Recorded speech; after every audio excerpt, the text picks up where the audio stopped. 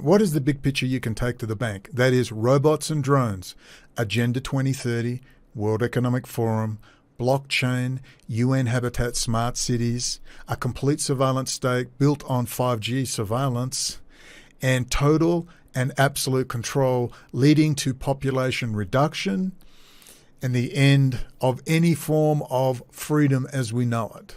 The building of the AI machine learning machines and automation of life itself. That you can take to the bank. That is what is coming, particularly in the next decade.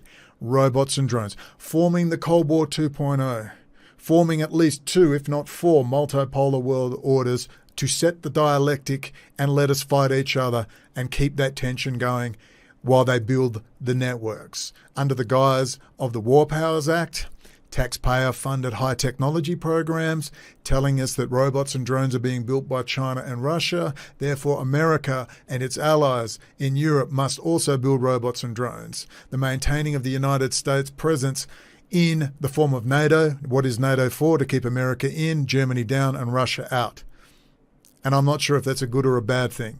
I have a feeling from the grand strategy point of view, I think it's a good thing with deep respect to European friends who might not want a foreign power, particularly a very strange one which operates perhaps at the behest of a tiny foreign power and a small banking cartel keeping Europeans down. However, if there is a change in the air, and there might be, then I think Europeans will be grateful that the United States will stay. I'm putting that to you. I'm not saying that's cast in stone.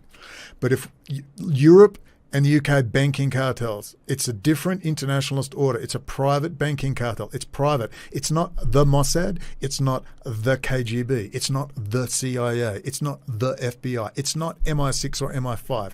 It is the Hydra out of Captain America the movie, which we will go over soon.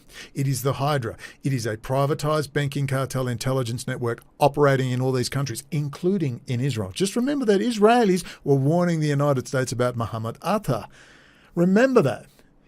So we have to understand this is an internationalist order with its tentacles in everywhere. It's got nothing to do with the British. It's got nothing to do with Germany or France itself in terms of its basic elites. But within those elites is this new order. And they have been groomed, they have been identified, they have been psychologically profiled. Some are true believers and are in on it 100%. Others need a bit of encouragement and, of course, are blackmailed and bribed, which is one and the same thing. Once you're bribed, you're blackmailed as well. It's a system that is unstable. It's a system that cannot sustain itself, and it is a system which will eventually collapse.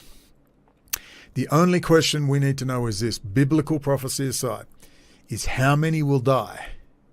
That's the only question in this last phase of this battle, not the war, but this battle.